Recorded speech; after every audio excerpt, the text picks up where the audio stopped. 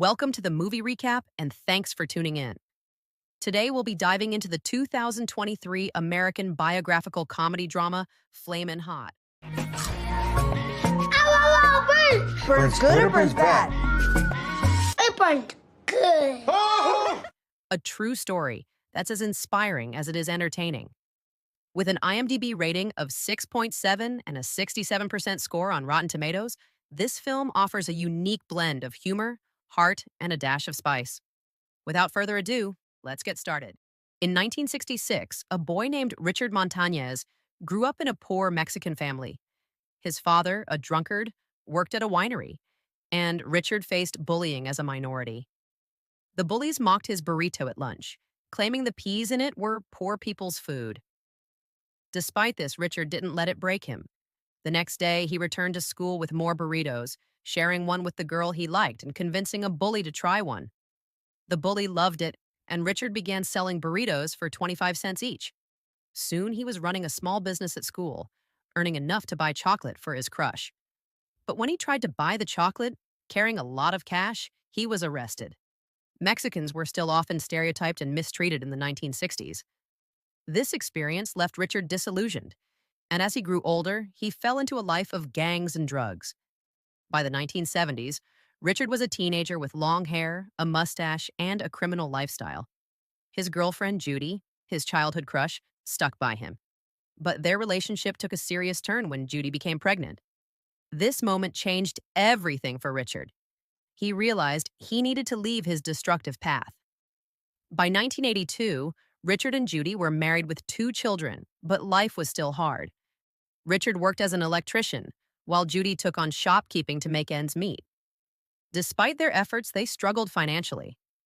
Desperate to support his family, Richard returned to his parents' house, though his relationship with his father remained strained.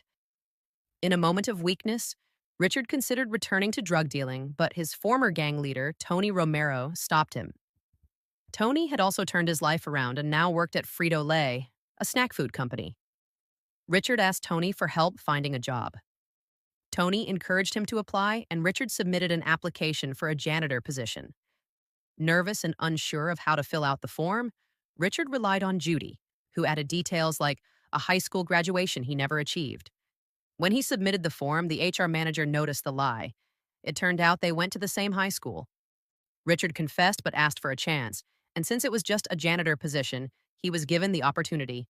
The manager accepted Richard for the janitor position, knowing that Mexican laborers were known for their enthusiasm and strong work ethic. The next day, Richard proudly ironed his Frito-Lay uniform. For him, working at such a large company was a significant accomplishment, even if it was just as a janitor. On his first day, he toured the factory, marveling at the modern machinery and the sea of chips being produced and packaged. His natural curiosity about the machines caught his attention, but when he asked a machine operator about them, he was dismissed and told to stick to his job. Frustrated but mindful of his situation, Richard held back his anger, knowing he needed to avoid any trouble that might jeopardize his career. While cleaning one day, Richard met Clarence Baker, a senior machine operator. Unlike others, Clarence respected Richard's curiosity about the machinery and shared that he was self-taught. Richard's enthusiasm to learn grew, and he continued asking Clarence questions. However, their conversations were interrupted by Tony, who warned Richard about speaking with higher-level employees, especially if he wanted to secure his position. Tony explained that, despite Clarence's 15 years of service and expertise, he had never been promoted to plant manager, likely due to racial discrimination. Determined to rise above his current role, Richard began building a rapport with Clarence by bringing him homemade Mexican food. Clarence recognized Richard's drive and started teaching him about the machines during his breaks. Richard came early, stayed late, and used every opportunity to learn from Clarence. His hard work paid off when he was named Employee of the Month. However, life wasn't without challenges. Under President Ronald Reagan's administration, the U.S. economy faced a recession, and Frito-Lay had to downsize. Richard, like many lower-class Mexican immigrant workers, was grateful just to keep his job, even as his hours were reduced. Determined to contribute wherever he could, Richard volunteered to help with tasks outside his role, including distributing goods.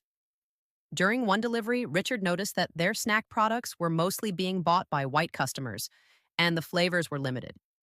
Sales were declining, competition was growing, and Frito-Lay was struggling. In response, Roger Enrico, the CEO of PepsiCo, the parent company of Frito-Lay, sent a motivational video to employees across the country. In the video, Enrico encouraged them to think like CEOs and share ideas to help the company improve. This message would soon ignite a spark in Richard that would change everything. Richard watched the motivational video, and Roger Enrico's words struck a chord. The idea of finding opportunities in adversity resonated deeply with him. That afternoon, while picking up his sons from school, Richard was shocked to see one of his sons battered from a fight. He had been teased and called a Latino. While his younger son didn't seem bothered, embracing his heritage, Richard realized how much his children loved their culture, especially Mexican food made by their mother, like tacos, burritos, and carne asada. To cheer them up, he bought them Mexican-style grilled corn coated in spicy seasoning. Watching his kids enjoy the spiciness sparked an idea in Richard's mind. Latinos love bold, spicy flavors. Excited by the realization, Richard rushed home with an idea that left Judy puzzled. He wanted to create a spicy, seasoned snack that could save both his job and the struggling company. He asked Judy to help him develop the seasoning. The next day at the factory, Richard shared his idea with Clarence. Confident in its potential, he requested permission to take home some raw products to experiment with. Clarence agreed, and Richard brought home plain snacks to transform into something new. Richard and Judy visited an authentic Mexican spice shop, gathering ingredients for their experiments. Judy worked tirelessly to create the perfect blend of spices, while Richard made multiple trips to buy more ingredients. Their youngest son, Stephen, became their official taste tester, and after countless attempts, they finally perfected a seasoning so good that Stephen couldn't stop eating it. Unlike the chemical-based flavors created by Frito-Lay's R&D team, Richard and Judy's blend used real, authentic spices. At the factory, layoffs were happening again, and Richard knew it was time to act. He approached Lonnie, the plant manager, and asked him to contact Roger Enrico about his idea. Lonnie immediately refused, dismissing the possibility of a janitor speaking to the CEO. Frustrated but undeterred, Richard took matters into his own hands. Late that night, after everyone had left, he sneaked into the manager's office and copied the CEO's phone number. The next day, Richard called the CEO's office. The staff was shocked that a low-level employee had called directly, but given the company's struggles, they forwarded the call to Roger Enrico. Richard got straight to the point, explaining how Mexicans love to eat spicy snacks and often add their own sauces to chips. He described the seasoning he and Judy had created and offered to send samples. Roger, impressed by Richard's initiative and inspired by his story, agreed to try them. When Roger received the samples, he was blown away. Despite the intense spiciness, the flavor was incredibly addictive. He called Richard, expressing his interest, and scheduled a visit to the Rancho Cucamonga plant in 2 weeks to hear more about Richard's ideas. The news of the CEO's visit to meet a janitor caused an uproar at the factory, and Richard faced backlash from the manager for bypassing the chain of command. But Richard knew he was on the verge of something big. It wasn't considered appropriate for Richard to speak directly to the CEO about his new flavor idea. The risk was significant. If the product failed, it could cost the company more funds and potentially lead to further layoffs. This realization made Richard restless. He feared being held responsible for any negative consequences. At one point, he even considered stopping the CEO from visiting the factory. However, his wife, Judy, kept him grounded. She encouraged him not to give up, reminding him that the plant manager's reaction was likely just arrogance and fear of being overshadowed by a subordinate's idea. Judy suggested they focus on preparing for the presentation instead. Together, they studied business presentation techniques, using resources from the library and tips from Clarence, who helped Richard refine his speaking skills. Judy also worked on Richard's appearance, ensuring he would look polished and confident on the big day. When the presentation day arrived, Richard was nervous but determined, clutching his cheat sheet. Roger Enrico arrived at the factory with a group of executives, creating an intimidating atmosphere. With a projector and presentation sheet in hand, Richard began. Instead of trying to emulate the executives' polished composure, he decided to be authentic.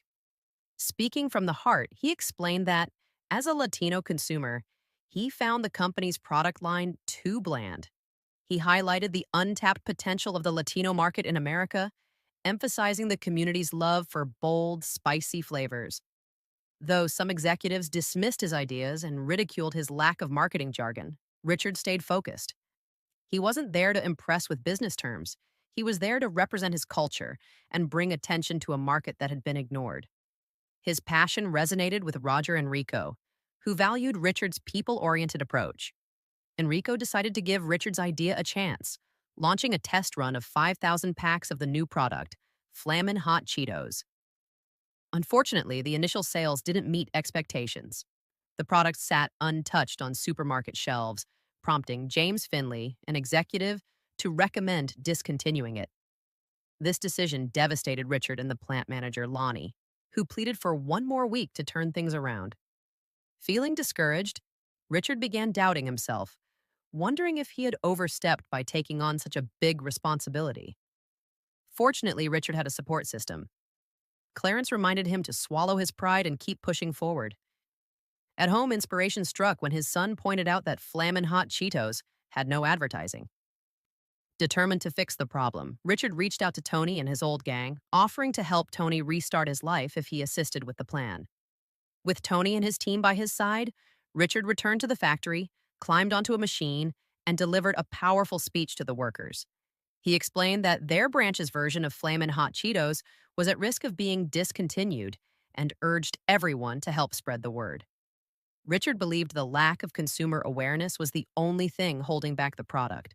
Richard had a bold plan to market Flamin' Hot Cheetos directly to the Latino community, the product's target audience. With the help of factory employees, they loaded boxes of the snack into Tony's and other workers' cars and distributed them throughout Latino neighborhoods. Richard believed that once people tried the product, they'd love it. To further create buzz, Richard and his sons went to local supermarkets, purchasing Flamin' Hot Cheetos in front of other customers, piquing their curiosity. These efforts paid off as the product's sales began to rise. Encouraged by the success, Roger Enrico contacted Richard with great news. He ordered the Rancho Cucamonga factory to produce 5 million packs of Flamin' Hot Cheetos. The factory ramped up production, rehiring workers who had been laid off, including Tony. With the product back on the shelves and gaining traction, the company stabilized after 6 months, recovering from the recession. The success of Flamin' Hot Cheetos brought recognition to many. Clarence, after 20 years, was finally promoted to plant manager. However, Richard, who hoped to be promoted to machine operator, had yet to hear anything about his own career advancement. That same day, to his surprise, Roger Enrico made a secret visit to the factory. He met with Richard and offered him a promotion, not just as a machine operator, but as the director of cross-cultural marketing. Roger tasked Richard with creating more innovative flavors inspired by local tastes. The news shocked everyone, including Judy, who couldn't believe her husband's sudden rise to an executive position. Richard's contributions to the company were deeply appreciated by his colleagues. Over the years, Richard continued to develop innovative products, cementing his legacy at Frito-Lay. Among executives at PepsiCo and Frito-Lay, he earned the nickname the Godfather of Latino Marketing. After a successful career, Richard retired in 2019, leaving behind the legacy of Flamin' Hot Cheetos, a product that became a cultural phenomenon and symbol of his remarkable journey. This is the end of our movie recap. If you enjoyed our content, please don't forget to like and subscribe. For you, it's a small gesture, but for us, it means the world. Thank you for watching, and we'll see you next time.